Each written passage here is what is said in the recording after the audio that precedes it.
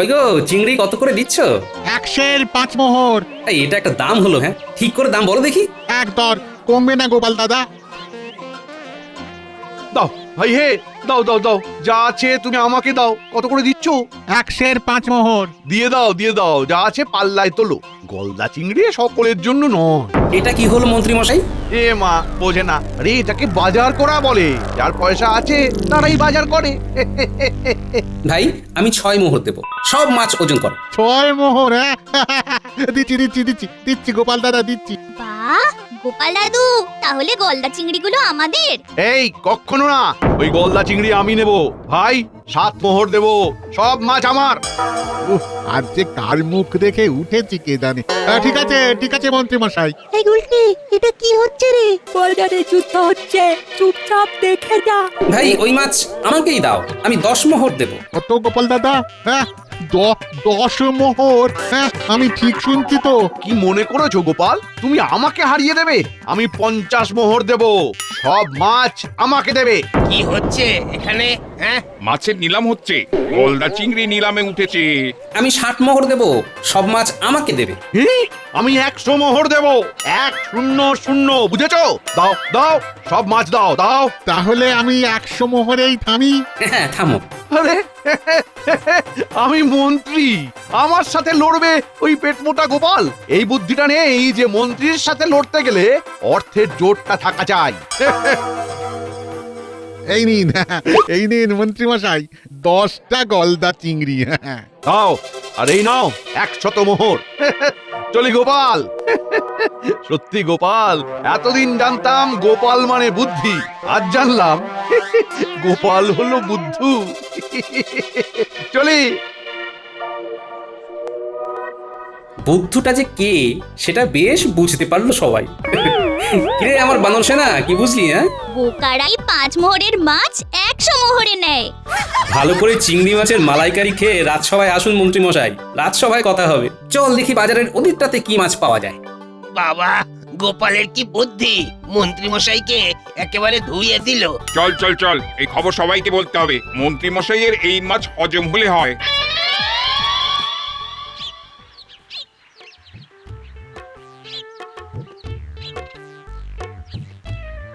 ও মন্ত্রী মশাই, রাজ্যে তো একেবারে ঢিড়ি পড়ে গেছে। এই তুমি আর কাটা ঘায়ে নুনের ছিটে দিতে এসো না তো।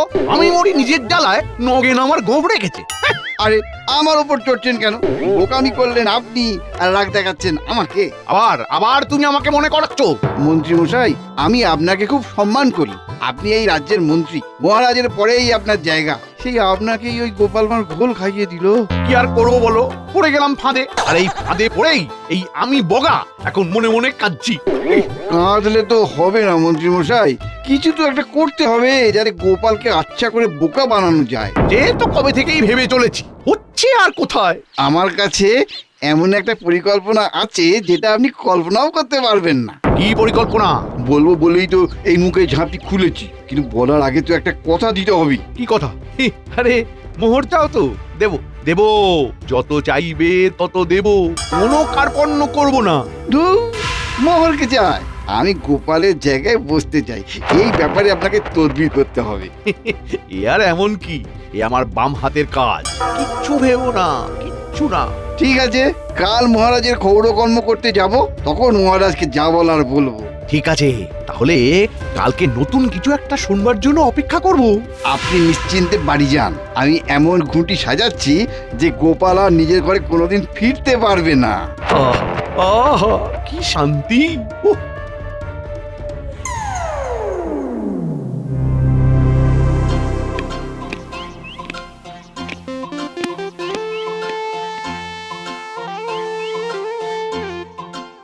কি মন্ত্রী মশাই, গলদা চিংড়ির পদ খেলেন? ও, আজ বুঝি মন্ত্রী গলদা চিংড়ি কিনেছে? বাহ বাহ বাহ বাহ, খুব ভালো। জানো তো মন্ত্রী, গলদা চিংড়ি আমার খুব প্রিয়। তা কত দাম নিল? এই মানে 5 মোহর মহারাজ। হ্যাঁ 5। কেন অর্ধসত্য বলছেন মন্ত্রী মশাই? অর্ধসত্য? চিংড়ি নিয়ে অর্ধসত্য? সে আবার কি? দাম 5 মোহরই ছিল, কিন্তু মন্ত্রী মশাই কিনেছেন 100 মোহর দিয়ে। কি মন্ত্রী মশাই, ঠিক বলেছি? গলদা চিংড়ি 100 মোহর? না না না, গোপাল গোপাল, হয় আমি পাগল নয় তুমি পাগল। পুরো ঘটনা শুনুন, তারপর বিচার করবেন। চিংড়ি কত করে দিচ্ছ?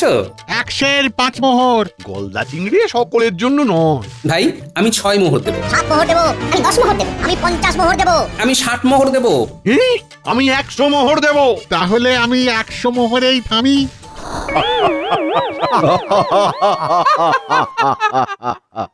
এসে নাও, দুদিন বই তো নয়, পাখি জানে কখন সন্ধে হয়। গোপাল, তার মানে ওই 5 মোহরের চিংড়ি মন্ত্রী কিনেছে 100 মোহর দিয়ে। ও মা, চিংড়ি উঠেছে নিলামে। 100 মোহর দামে।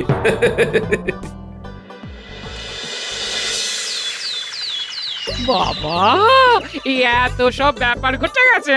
তবে আর বলছি কি, মন্ত্রী মশাই পুরো বোকা বনে গেছেন। তখন যদি তুমি মন্ত্রী মশাইয়ের মুখটা দেখতে। মন্ত্রী মশাই ভাবতেই পারেননি যে 5 মোহরের চিংড়ি মাছ 100 মোহরে নিতে হবে। সকাল সকাল দারুণ একটা খবর শুনিয়েছিস তোরা। এর জন্য তোদের সর্ষের তেল, নুন আর এই নারকোল কোড়া দিয়ে মুড়ি মেখে দিচ্ছি, খা। নারকল দিয়ে মুড়ি মাখা কতদিন খাইনি। এই নে নে নে, তোরা একটু বস, আমি তোদের খাবার নিয়ে আসছি। হ্যাঁ, এ কি মন্ত্রী, শেষকালে চিংড়ি মাছ নিলামে উঠলো? কালে কালে কত কি হলো, চিংড়ি মাছও নিলামে উঠলো। এটা একটা অভাবনীয় ঘটনা। সভাকবি, তুমি তোমার কাব্যগ্রন্থে এই ঘটনাটা বেশ সাজিয়ে গুছিয়ে রেখো। ইতিহাসে এই নাম অমর রবে। চিংড়ি নিলাম নামে মন্ত্রী মশাই রবেন ভবে।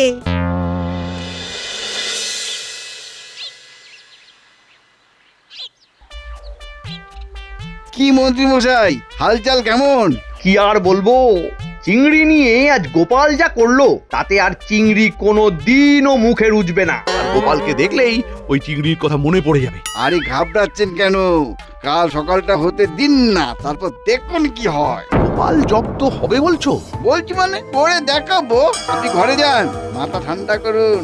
ওই গোপালের ওপর আমারও খুব রাগ আছে। ওর তো বুদ্ধির অহংকার। ওর বুদ্ধির করে যদি জল ঢালতে না পারি তো আমার নাম পবন নয়। ঠিক আছে ঠিক আছে, তোমার কথাই আমি বিশ্বাস করছি। মন হালকা করে পালিয়ে যান। ঠিক আছে ঠিক আছে, তুমি তোমার কথা রাখো, আমি আমার কথা রাখছি।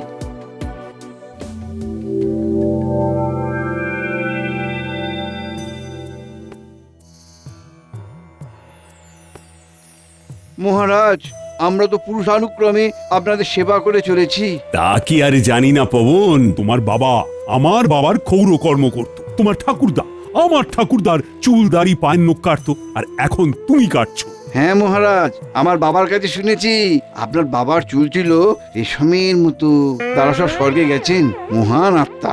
বুঝলে পবন, বাবার কথা মাঝে মাঝে খুব মনে পড়ে। আপনি তো এখানে খুব সুখে রয়েছেন, কিন্তু আপনার বাবা ঠাকুরদা কেমন রয়েছেন এটা জানা তো আপনার কর্তব্য। সে তো ঠিক বলেছ, কিন্তু স্বর্গ থেকে খবরটা কিভাবে আনবো? একজন চালাক চতুর লোক লাগবে, আর একজন তান্ত্রিক লাগবে। আপনার সবাই চালাক চতুর লোক আছে মহারাজ? আছে মানে? গোপাল, আমার গোপালের মতো চালাক এই মুহূর্তে কোথাও নেই। ব্যাস, তাহলে তো কথাই নেই। আপনি গোপালকে বলুন, আর আমি তান্ত্রিকের ব্যবস্থা করছি। বাহ, বেশ বেশ, খুব ভালো। তাহলে কবে গোপাল যাবে? শুভ কাজ কি দেরি করে কেউ করে? বটেই তো। আপনি লোক লাগিয়ে গোপালের বাড়ির কাছে একটা বেদি করিয়ে নিন আজকের মধ্যে, তাহলে কাল গোপালের স্বর্গযাত্রা। কিন্তু গোপাল কি করে স্বর্গে যাবে? কেন? মন্ত্রের জোরে গোপাল ওই বেদির ওপর বসবে। তার আগে বেদির চারধারে শুকনো কাঠ সাজিয়ে রাখতে হবে। গোপাল বেদিতে বসা মাত্র শুকনো কাঠে আগুন লাগিয়ে দিতে হবে। ওমা, গোপাল যে আগুনে পুড়ে যাবে। তাহলে তান্ত্রিক কেন আছে মহারাজ? তান্ত্রিকের মন্ত্রের জোর গোপালকে সশরীরে স্বর্গে নিয়ে যাবে। একবার ভাবুন মহারাজ, স্বর্গ থেকে আপনার বাবার খবর পেলে আপনার বৃদ্ধা মা কিরকম খুশি হবেন। ঠিক বলেছ, তার মানে বলতে চাইছো বিপদের কোনো সম্ভাবনাই নেই? না না, তবে একটা কথা আছে মহারাজ, গোপালকে খুব চালাকির সঙ্গে স্বর্গ থেকে ফিরে আসতে হবে। আপনার বাবা যদি ছাড়তে না চান, তবে গোপালকে নানান ফন্দি ফিকির করে আপনার কাছে ফিরে আসতে হবে। ও, গোপালের খুব বুদ্ধি, গোপাল ঠিক ফিরে আসবে। হ্যাঁ, আমি আজই গোপালকে বলবো। খুব ভালো মহারাজ, শুভ কাজে কখনো দেরি করতে নেই। তোমাকে অনেক ধন্যবাদ, অনেক ধন্যবাদ। উফ, গোপালটা তো দেরি করছে না। তার মানে পবন বেটা মহারাজকে গোপালের ব্যাপারে কিছু একটা বলেছে। কি হয়েছে মহারাজ? গোপালকে নিয়ে এত ভাবছেন?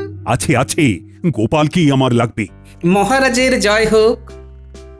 এই তো গোপাল, আমার গোপাল এসেছে। উফ, তোমার দেরি দেখে আমার তো প্রাণ উড়ে যাচ্ছিল। গোপাল, তোমাকে যেতে হবে, তুমি তোড়জোড় করো। যাব? কোথায় যাব মহারাজ? আমার বাবা, ঠাকুরদা, ঠাকুমা কেমন আছে সব খবর আনতে হবে স্বর্গ থেকে। মানে আমাকে স্বর্গে যেতে হবে? কি কেমন কথা?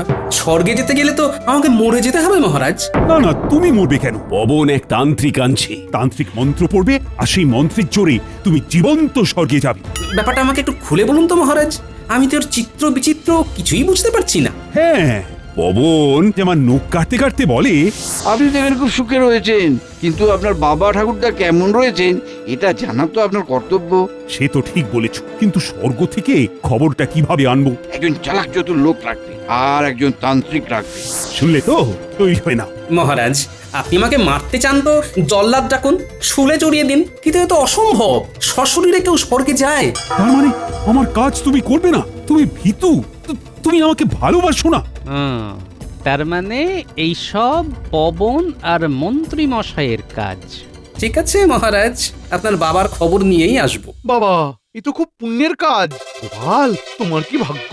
হ্যাঁ, মানুষ মরে স্বর্গে যায় আর তুমি জীবন্ত স্বর্গে যাচ্ছ। বাহ! আপনিও যেতে পারেন। মহারাজ, মন্ত্রী মশাইকে পাঠান না। আরে ছ্যা ছ্যা ছ্যা ছ্যা, মন্ত্রী করবে এই কাজ? কোথায় তোমার বুদ্ধি আর কোথায় চিংড়ি নিলাম মন্ত্রীর বুদ্ধি? না না না, তোমাকেই যেতে হবে। শোনো গোপাল, তুমি তোমার বাড়ির বাইরে আজ রাতের মধ্যেই বেদি একটা তৈরি করে নাও। যাক, একটা বাঁচার রাস্তা পাওয়া গেল। বেদিটা আমি তৈরি করব, আর একটা উপায় বিজ্ঞানীর কাছ থেকে নিতে হবে, আগুন থেকে বাঁচবার উপায়। ঠিক আছে মহারাজ, তাই হবে। আমি আজই বাড়ি ফিরে বেদি বানাচ্ছি। বাড়ি যাবার আগে খাজাঞ্চির কাছ থেকে তোমার যত লাগবে মোহর নিয়ে যাও। যথাজ্ঞা মহারাজ। গোপাল মেনে নিল? এ তো অন্যায়। না না, গোপালের সাথে কথা বলতে হবে। উফ, এবার আপদ বিদায় হবে।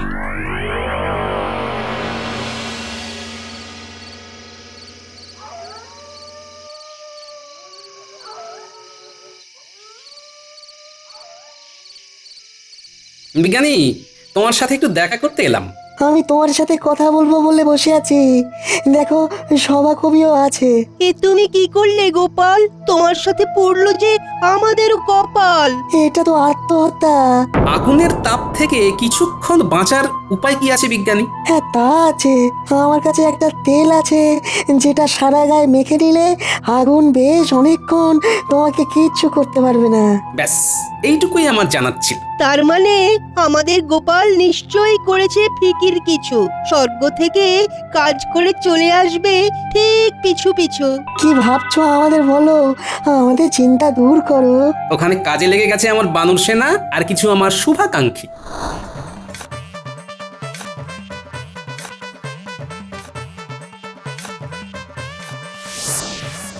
মা, সুড়ঙ্গ খোঁড়া শেষ। আপনি একবার বেদির কাছে গিয়ে দাঁড়ান। এই আমি সুড়ঙ্গে ঢুকলাম।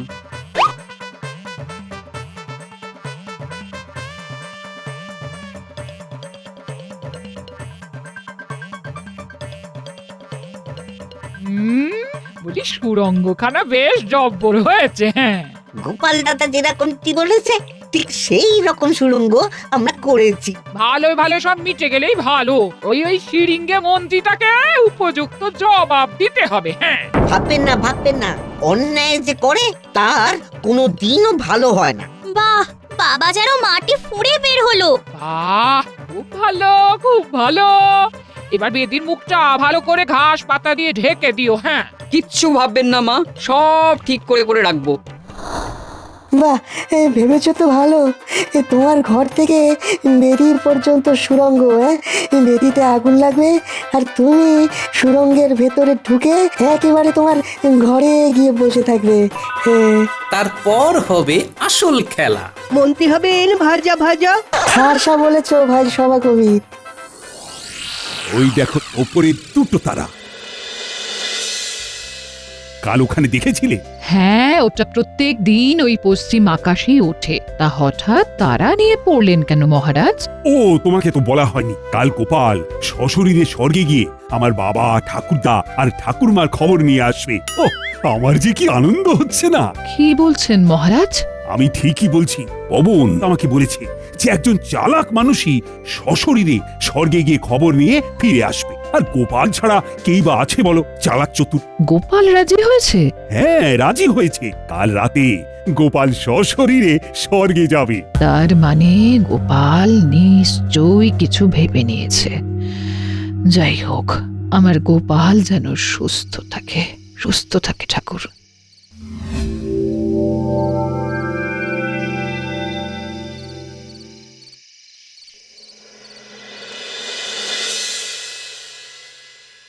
ন্যাপলা, মুখটা দুঃখ দুঃখ করে রাখ, মন্ত্রী মশাই আসছে। ঠিক বলেছিস, গোপাল দাদু বলেছে কেউ যেন কোনো সন্দেহ না করে।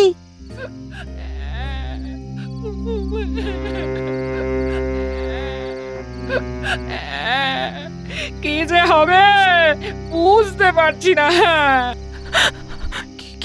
কিছু হবে না, দেখো না, সত্তরের মুখে ছাই দিয়ে গোপাল দাদা ঠিক ফিরে আসবে। পবন, এ তান্ত্রিক নয় তো? তান্ত্রিকের মতো রক্তবস্ত্র কোথায়? এ হলো শ্বেততান্ত্রিক। স্বর্গে তো সব শুভ্র, সবই সাদা মহারাজ। আমার তো স্বর্গ নিয়ে কাজ, আমার মন্ত্রতন্ত্র সবই তো স্বর্গের জন্যে। ও আচ্ছা, বুঝলাম। সময় আগত ওই, যিনি স্বর্গে যাবেন তিনি এবার বেদির ওপর উপবেশন করুন। সাধু মহারাজ, আমি প্রস্তুত। আমি বেদিতে ওঠার আগে রানীমা আর মহারাজকে প্রণাম করে নিই। স্বচ্ছন্দে। প্রণাম রানীমা। আমার আশীর্বাদ তোমাকে রক্ষা করবে। প্রণাম মহারাজ। তুমি তাড়াতাড়ি আমার বাবা, ঠাকুরদা আর ঠাকুরমার খবরটা নিয়ে চলে এসো। এই তো মহারাজ, আমি স্বর্গে ওঠার জন্য চিতায় উঠছি। এসো গোপাল, এসো, তোমাকে একটু আলিঙ্গন করি। দূরে থাকুন, আমি এখন শুদ্ধ। কোনো বোকা আমাকে ধরলেই আমি স্বর্গে যেতে পারবো না। এই মন্ত্রী, তুমি দূরে যাও। চিংড়ি নিলাম মন্ত্রী, বোকার হদ্দ। এই তুমি কোন সাহসে গোপালকে স্পর্শ করো? চিংড়ি নিলাম মন্ত্রী মানে? ও কিছু না, পরে বলবো। সময় হয়ে গেছে গোপাল। আমিও তৈরি সাধু বাবা। এই আমি বেদিতে উঠলাম। যাই গো গিন্নি, আমার শ্বশুর আর তোমার শ্বশুরের সাথে দেখাটাও করে আসবো। নাও সাধু বাবা, তুমি মন্ত্র বলো আর আগুন জ্বালাও। কিলিবিলি কিলিবিলি কিলিবিলি কিলিবিলি চলেন স্বর্গে, কিলিবিলি কিলিবিলি কিলিবিলি কিলিবিলি চলেন স্বর্গে। নাও, আগুনে চন্দন গুঁড়ো ঢালো, ওরা মাংসের গন্ধটা পাওয়া যাবে না। দিচ্ছি সাধু বাবা। আগুন প্রথমে ধিকি ধিকি, তারপরে ধুধু। আমিও তৈরি, সামনের আগুনটা আমাকে ঢাকুক শুধু। গোপাল এবার বিদায় নিল। বাহ, গিন্নির বুদ্ধি আছে, ঠিক সময় কেঁদেছে। সামনের আগুন আমাকে ছেকে ফেলেছে, এইবার গর্তে ঢুকে যাব। এই স্বর্গে যাবার রাস্তা এই। কুটির বাবার ভোলা মিলে সুড়ঙ্গটা খুব ভালোই কেটেছে। এই তো আমার ঘরের ছাদ দেখা যাচ্ছে। এই উঠে পড়ি। আরে বাবা, গিন্নি খাবার সাজিয়ে রেখেছে। গায়ে মাখার জন্য চন্দন বেটে রেখেছে, খেয়ে নি, তারপর তো আসল কাজ। এতক্ষণে পুরে ছাই। কিলিবিলি কিলিবিলি কিলিবিলি কিলিবিলি চলেন স্বর্গে, কিলিবিলি কিলিবিলি কিলিবিলি কিলিবিলি চলেন স্বর্গে। এটা আবার কি ধরনের মন্ত্র? এটা স্বর্গে যাবার মন্ত্র। এই রকম মন্ত্র আমি কখনো শুনিনি। সশরীরে স্বর্গে যাওয়া কোনোদিন দেখেছিলেন? না, তা অবশ্য দেখিনি। মহারাজ, গোপাল সশরীরে স্বর্গে চলে গেছে। এবার আমার দক্ষিণা। বিজ্ঞানীর তেলটা খুব ভালো, আগুনের কোনো তাপই লাগেনি। এবার গায়ে চন্দন বাটা মেখে নিয়ে জামাটা পরে নি, তারপর শুরু হবে। ওগো, চলে এসো। গিন্নির গলা শুনতে পাচ্ছি, আর আকাশের চাঁদটাও দেখতে পাচ্ছি। এই উঠে পড়লাম।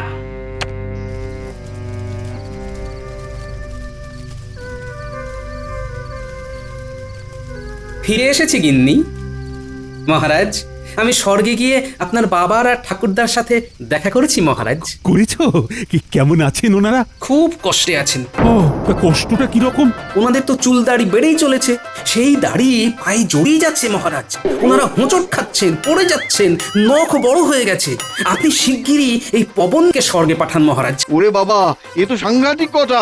পবন না, বেদি তৈরি আর তান্ত্রিকও আছে। মন্ত্রী, কাঠ জোগাড় করে পবনকে বেদিতে তোলো। ক্ষমা করুন মহারাজ, আমি মন্ত্রীর কথায় গোপালকে জব্দ করার জন্য মিথ্যে বলেছি। প্রহরী, এই পবন, তান্ত্রিক আর মন্ত্রীটাকে ধরে কারাগারে পুরে দাও। এই না না, ক্ষমা ক্ষমা মহারাজ, মহারাজ ক্ষমা, মহারাজ ক্ষমা মহারাজ। আমার চোখের সামনে থেকে একে নিয়ে যাও। গোপাল, তুমি আমার চোখ খুলে দিয়েছো, কিন্তু একটা কথা বলো তো, তুমি আগুন থেকে বাঁচলে কি করে? বিজ্ঞানীর তেল, তারপর আমার বুদ্ধি। বেরি থেকে আমার বাড়ি পর্যন্ত সুড়ঙ্গ কাটা। এখানে আগুন লাগলো, আমার গিন্নি কাঁদলো, সবাই আমার গিন্নির দিকে তাকালো, আর আমি টুক করে সুড়ঙ্গে সেঁধিয়ে গেলাম। ও